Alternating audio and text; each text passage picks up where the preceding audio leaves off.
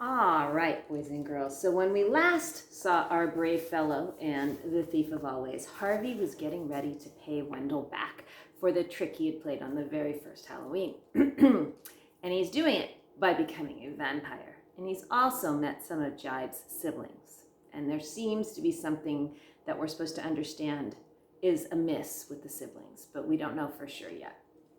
So in chapter 10, we're going to focus on Harvey and his hijinks. And we're going to look for what will be the consequences of Harvey's trick.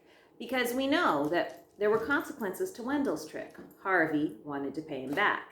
We know that it helped Harvey understand kind of the ebb and flow of the holiday house and what was possible. So those were the consequences there. So there probably, authors don't tend to include things like this without having something to add or inform you about. So what will be the consequences? Falling from grace. And here's the image. Okay. The wind wasn't there to bear him up. He plummeted like a slate tossed from the gables, a cry of sheer terror escaping his throat. He saw Wendell turn, saw a look of mortal fear come onto his face. Then the wind came out of nowhere, cold and strong. And just as his legs brushed the bushes, he felt himself lifted up and up toward the sky. His cry became a whoop, his terror, joy.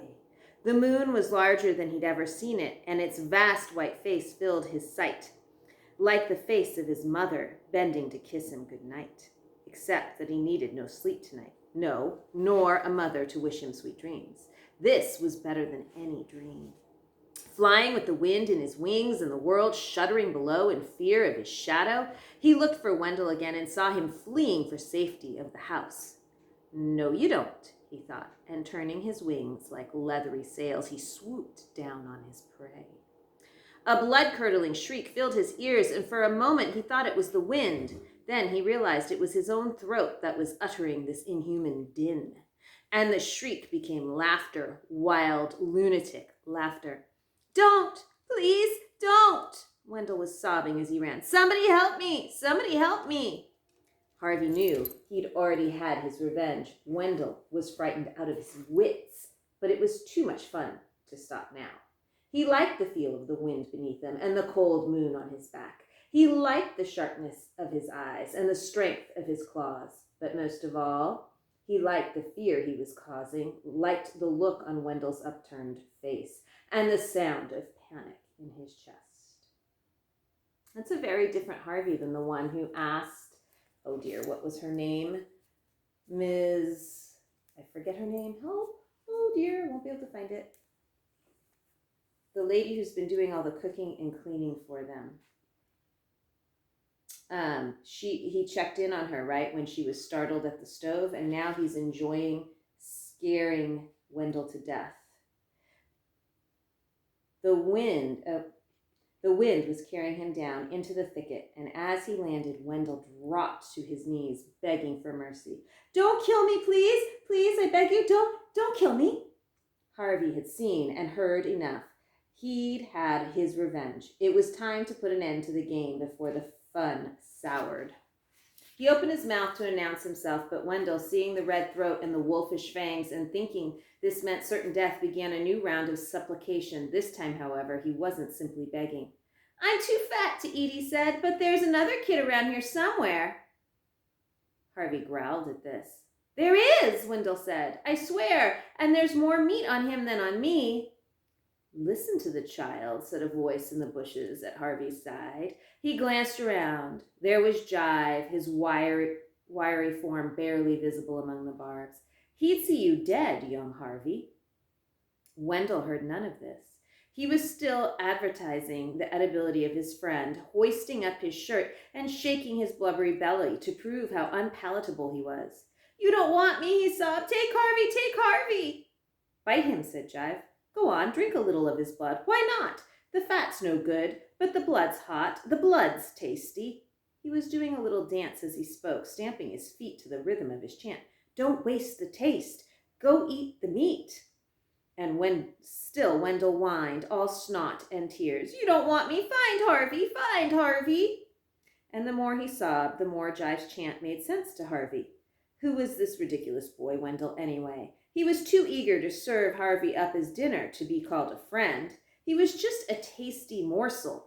Any vampire worth his wings would chew off his head as soon as look at him, and yet... What are you waiting for? Jive wanted to know. We've gotten to all this trouble to make a monster of you. Yes, but it's a game, Harvey said. A game, said Jive. No, boy. It's more than that. It's an education. Harvey didn't know what he meant by this, and he wasn't altogether certain he wanted to know. If you don't pounce soon, Jive hissed, you're going to lose him. It was true. Wendell's tears were clearing, and he was staring at his attacker with a puzzled look. Are you going to let me go? He murmured. Harvey felt Jive's hand on his back. Do it, Jive said. Harvey looked at Wendell's tear-stained face and trembling hands. If the situation had been reversed, he thought to himself, would I have been much braver? The answer, he knew, was no. It's now or never, said Jive. Then it's never, Harvey said. Never. The word came out as a guttural roar, and Wendell fled before it, yelling at the top of his voice. Harvey didn't give chase. You disappoint me, boy, Jive said. I thought you had the killer instinct. Well, I don't, said Harvey, a little ashamed of himself. He felt like a coward, even though he knew he'd done the right thing. That was a waste of magic, said another voice, and Mar appeared from out of the bushes, her arms filled with enormous fungi. Where'd you find those? Jive said. Usual place, Mar replied. She gave Harvey a contemptuous look. I suppose you want your old body back, she said. Yes, please. We should leave him like this, said Jive. He'd get around to sucking blood sooner or later. Nah, said Mar. There's only so much magic to go around, you know that. Why waste it on a miserable little punk like this? She waved her hand casually in Harvey's direction, and he felt the power that had filled his limbs and transformed his face drain out of him. It was a relief, of course, to feel the magic unmade, but a little part of him mourned the loss. In the matter of moments, he was once again an earthbound boy, wingless and weak. With the spell removed, Mar turned her back on him and waddled off into the darkness. Jive, however, lingered long enough to have one last dig at Harvey. You missed your chance, kiddo, he said. You could have been one of the greats. It was a trick, that's all, Harvey said, concealing the strange unhappiness he felt. A Halloween trick. It meant nothing. There are those who disagree, Jive said darkly. Those who'd say that all the great powers in the world are bloodsuckers and stole sealers at heart.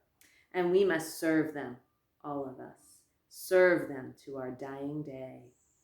He stared hard at Harvey all the way through this peculiar little speech, and then with a nimble step retreated into the shadows and was gone.